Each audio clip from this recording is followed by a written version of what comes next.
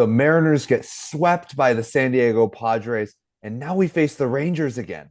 Hello, everyone, and welcome to the series analysis episode of the Seattle Baseline Podcast. My name is Julian Smith, and I'm with Alex Hong. Alex, that's I've got to say that's a rough series because we went into this series after sweeping the Astros in a four-game series, saying, hey, we're regaining our momentum. We're going to face the Padres. It's a playoff team. They're a good team regardless, but we're going to try to win the series, just build each step of the way. And now it feels like square one because the Mariners forgot how to play baseball again. And I I think the second game was definitely the most frustrating, but at least that one you saw the offense play well. And then first and third game, offense did not show up. The third game was a coaching issue. We're going to touch on that later. The but in general, even aside from that, the offense doesn't look like the offense that has all of the pieces. You've got the power pieces in Cal Raleigh, Julio Rodriguez, and Josh Naylor, and then you've got the contact guys like JP Crawford and Brendan Donovan. This team is supposed to be very balanced and able to hit the ball in many different ways. And other than the the the sixth inning of the last game, that's the only hits that they that's the only runs that they scored, the only meaningful hits that they had in the third game. So Alex, I want to ask you, how do you feel? Because I how do you feel about this team moving forward, especially because we're facing a Rangers team that's swept us? Yeah, it's definitely been a frustrating series. This sweep, though, is a lot different than the Rangers sweep, in my opinion. The Rangers sweep, I genuinely thought, wow, this team is trash. But in this series, it was more, wow, there was a few reasons why we lost, but they're unacceptable reasons.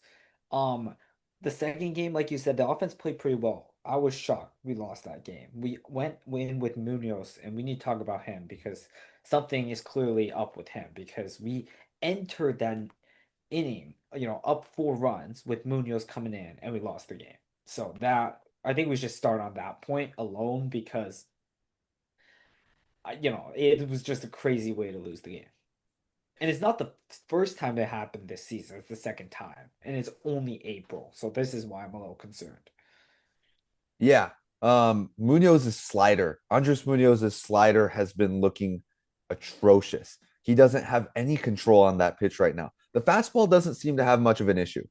The fastball seems to be playing well, but command has been a massive issue for him. Even the games that he comes out without any earned runs, he doesn't come out without walking a batter or two. And it's been a massive issue for him. If his slider's not working, then he has no other pitches. You can't just throw the four seam fastball or the I think he actually plays the sinker now. You can't just throw one pitch and expect to get outs. And it Munoz just doesn't look like himself right now. And I don't know what type of minor tweak he needs to get back into it. The It seems to not matter whether it's a leverage situation or not.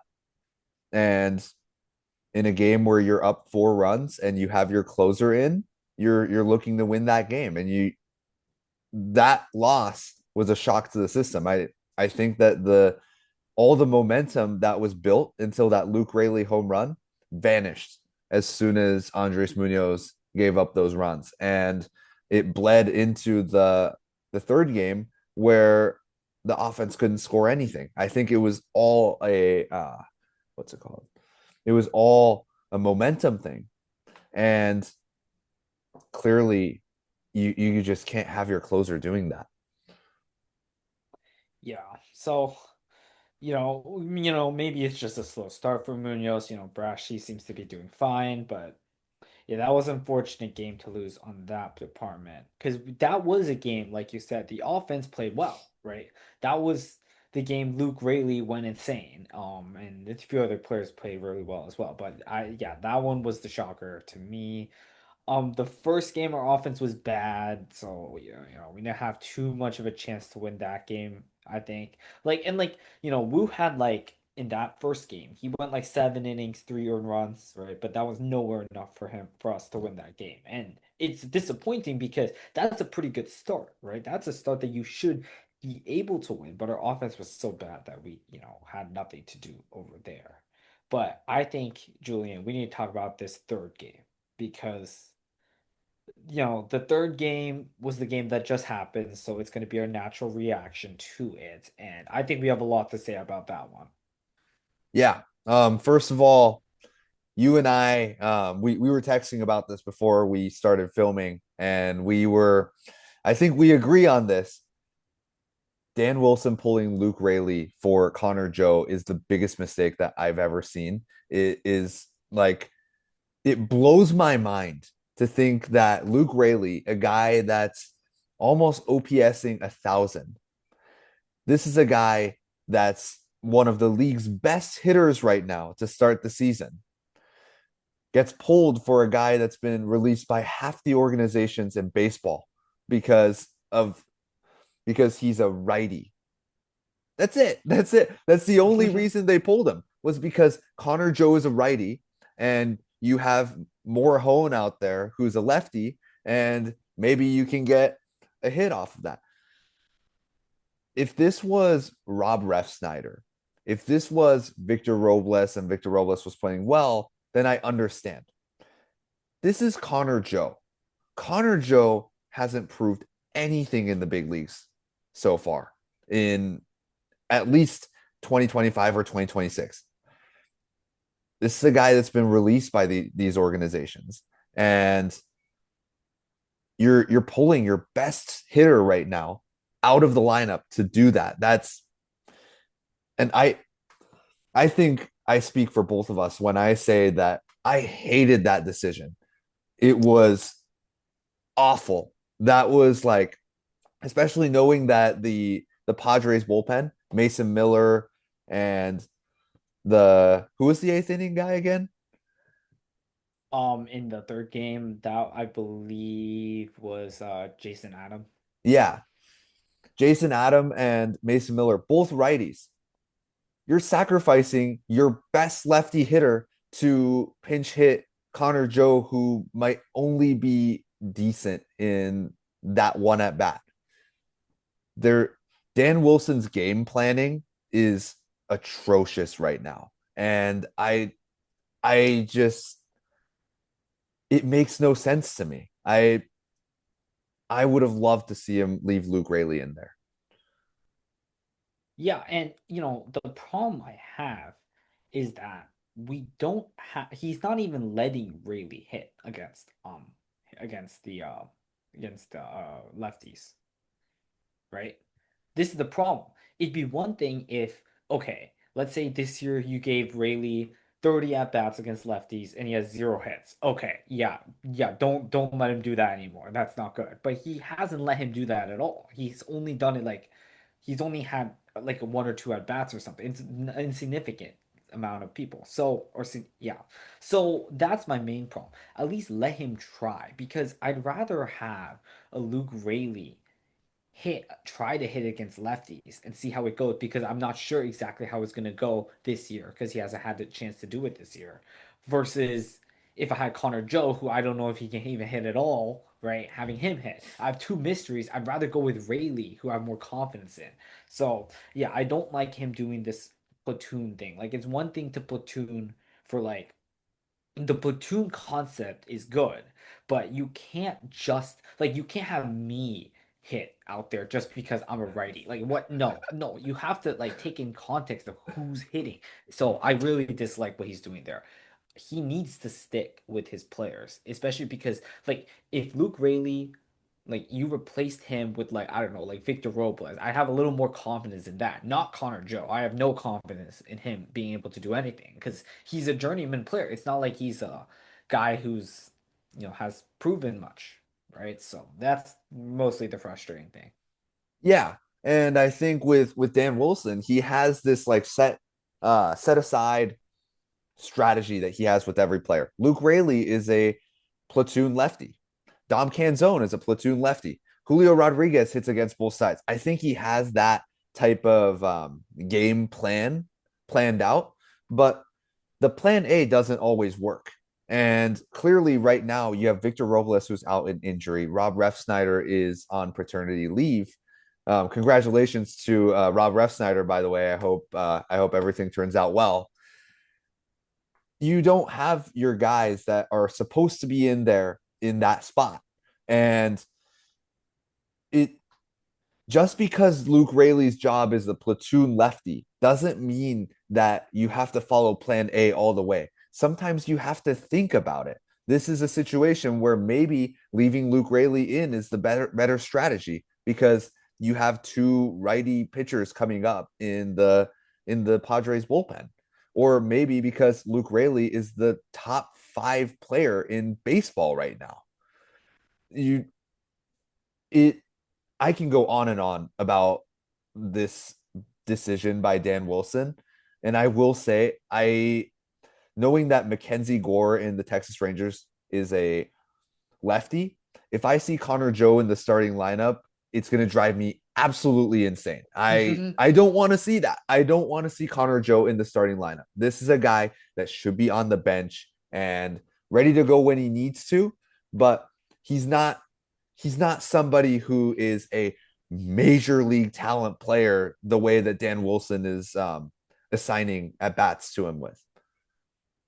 Yeah, and I completely agree with you there. There's one thing to take analytics, right? You have to balance both analytics and just what you see on the field, right? There are certain managers, like I remember Kevin Cash, he was like a big analytics guy, so he's made a lot of questionable decisions, including like Blake Snell 2020 World Series, that's a famous one, but and then you have the guys who don't really do analytics at all. I can remember like a lot of the older managers, like when Joe Madden was managing, that was one of the guys, right? So you have your mixture, and I think you need a mixture of both. I don't think you can go too much more into the analytics. This is an analytics decision, right? There's no way looking at your eyes you're going to take Luke Raley off and put Connor Joe in. It was clearly because of the analytics, and it should have been skewed one way or the other. Like, sure, analytics might say, "Oh, maybe take him out." Oh, wait, it's Connor Joe. No, I need to have Luke Rayleigh here. That's the type of balancing act he needs to make. And it's he's been managing for like a year and a half now. He's got to get better at this because a lot of these decisions sometimes have been not very good. Yeah, I totally agree with you. Dan Wilson still feels like a rookie to me, and I think it's shown in the way that he substitutes his batters. Sometimes in the decision of the bullpen. Bullpen decisions have been getting better, definitely compared to his first year, but still a little bit of that. The defense shift. Some of these decisions I genuinely hate. And one of them was when he shifted the infield in I believe it was the first game. And no, it was the second game. Tatis drills one into the gap between shortstop and third base. If the infield wasn't in there, Tatis is out. But Hmm. since the infield was in, you were trying to get a double play. There are spots in the game where you don't need a double play, and that was one of them. And I felt like it was poor game managing there. Genuinely, the plan that Dan Wilson has doesn't seem to work right now, and it reminds me because I'm a Penn State fan. Reminds me of the way that Terry Smith was last year, um, rookie head coach. He was a substitute for James Franklin, who was fired in middle of the season, and he's a great guy in the clubhouse. Everybody loves him. Same with Dan Wilson. Everybody loves him, but the the clock management by Terry Smith was not there, and that's something that bit on Penn State a little bit. And I think that's what's going on with Dan Wilson. His lack of experience is leading him to have bad decisions. And what you just said, the analytics, he's relying too much on plan A. You need to improvise. You need to go for plan B. And I want to see that change from Dan Wilson. I want to see Dan Wilson succeed. Yeah. Okay. I think we should decide to move on, talk about how do we change against the Texas Rangers. It's interesting because we just played them a little bit ago and we obviously got swept, which was a terrible series, like we mentioned earlier. It is the same pitching matchups, the exact same as last time. And what the problem last time wasn't really the pitching, it was the offense. We had some actually pretty good performances in the pitching side, we just couldn't score. So the easy conclusion is that we just need to score, right? I mean, what our offense was so pitiful, I don't think it could be worse in this series. I don't think it could get worse. Like you're already rock bottom, you can't really go below the bottom. So, look, I have pretty good confidence in our pitching. They've been pitching pretty well. The only guy I'm not as confident is Castillo, but he's not even pitching this series, so it's not too much of an issue. We just need the pitching to be competitive and our offense score some runs. And it's going to be a little difficult, right? DeGrom's a good pitcher. Evaldi's been good outside of his first start, but he's been good this season so far, and it was good last year. But you don't just like good teams aren't just going to falter against good players. We have to be able to perform. If we don't perform, then we're just a mediocre team, right? Like if we can only play well against the disastrous Houston pitching staff, which they have one of the worst, they're easily the worst pitching right now in the entire league. If we can only hit against them, that's unacceptable. This team isn't good. Like sure, like the Miami Marlins would kill any high school team, but that's because it's a high school team. That doesn't mean they're very good. The second you put them against like the Dodgers, they can't do anything, right? This is the thing. We need to be able to prove that we can hit against good pitching staffs. Yeah, I totally agree. If you score 4 runs in each of those 3 games that we got swept in, you sweep the series against the Rangers. That's it. 4 runs. 4 runs. You know how many runs we scored against Houston? We averaged 7 runs. Sure, it's not a good pitching staff, but we averaged 7 runs. You need to, even if it's a bad pitching staff, and we mentioned this in the Houston episode, even if it's a bad pitching staff, you still need to be the one to score, and they did. So clearly, the Mariners are a team that can do that. Also, this is a team that's looking to win a World Series. This is we got Brendan Donovan to bridge the gap between what we had in the home run side of the ball to what we have in the contact side of the ball. And if we can get those guys on, bottom of the Mhm. lineup, top of the lineup on, and then we have our home run guys smash the ball out to the outfield. Boom, scoring runs instantly. This is a really balanced team that can, if it goes full throttle, one of the best offensive teams in baseball this year. And I think the pitching is self-explanatory. I think that we don't need to mention much about the pitching because these are the 3 guys that we trust, and these guys have been performing this year. It's all coming down to the offense. If the offense can score, then we beat the Rangers, and that's it. Mm, Literally offense.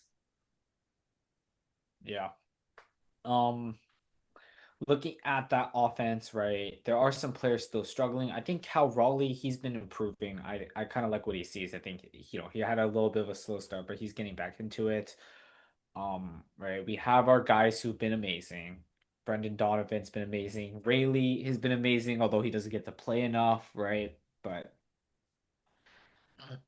overall, the offense is still down. We still need to see more overall production from a lot of the players, right? I'd like to see Julio do a little better. I know it's first half season Julio, but he needs to do a lot more out there, in my opinion. I think our stars, they need to be a little better, and especially with, Naylor's been getting a little bit better, but still been kind of slow for him. So I like to see improvements there. And I think that would honestly be able to do the trick. I don't need like our lower end guys to be playing like all stars all the time, right? It'll be nice, but I really need the stars to play well. And if they do, I think that'll lead to a good job or a good run in this series. I totally agree. We have Randy Arozarena, who is walking at the league's best right now. Yeah, His he's walk been rate is amazing. incredible, and he's He's a good on base guy. We saw him hit the second deck. He has home run power as well. He's he's one of our top stars on the team right now. Brendan Donovan, great start to the season. Luke Raley, one of the best hitters in Major League Baseball this year. We have a Mhm. lot of players that are overachieving what the prediction was. And even though there are players like Cal Raleigh and Julio Rodriguez, and then Josh Naylor especially, that have been playing bad to start the season, we have been able to come back a little bit with our guys that are overachieving. And so I think I think this offense, it's doable. Winning the series is 100% doable. I thought what I saw from Cal Raleigh today in the final game of the series against the Padres, I thought that was really good. The way that he was hitting it, I thought the swing looked smooth. He was pulling the ball. He was perfect. And Yeah. line drives all over the place. If Cal Raleigh can continue to do this, then he will he won't be sitting at under the Mendoza line for very long. For So sure. I'm excited. I think that the offense is showing some signs of life. They just haven't put it together. And once they start consistently hitting, that's when it will change. You can't have black holes in the lineup, especially with this type of lineup. And I'm I'm pretty certain that the Mariners will come into this series and be swinging the bat. Mhm. Okay. I think that's enough for the episode. Overall, we got to see better because right now we're our record's at 8-12. That's obviously a losing record. It's the start of the season, so a lot of things can change in our record. But right now, it doesn't look like it's going well. Lots of times change, obviously, but if the change don't happen soon, it's going to be too late to make those changes. Yeah, 100%. There are 162 games. That sounds like a lot, but you have to win a certain number of games to make it to the playoffs. And that number only gets revealed at basically the playoff line. You have to get through around 140 games to know what that line is. And if the Mariners are too far for that, then the Mariners can't make the playoffs. So they need to be stacking up wins. It doesn't matter if you win more at the end of the season or at the beginning of the season. The beginning of the season counts just as much as the end. And if the Mariners continue to have a losing record, it's going to be a tough one for them. So Mariners need to go win, especially against the Texas Rangers team that's top of their division. And they have the Rangers have the tiebreaker because they swept the Mariners in the previous one. Let's go. Let's go beat the Rangers. Alex, anything you want to add to that? No, I'm good. Awesome. Let us know what you guys think. What do you guys think the Mariners should do to be able to hit against the Rangers? They need to hit, and I'm excited to hear what you guys have to say. Thank you everyone for tuning in. Check us out on Spotify, Apple Podcasts, and our beautiful faces on YouTube. Check out our Instagram, and as always, go Mariners. Go Mariners.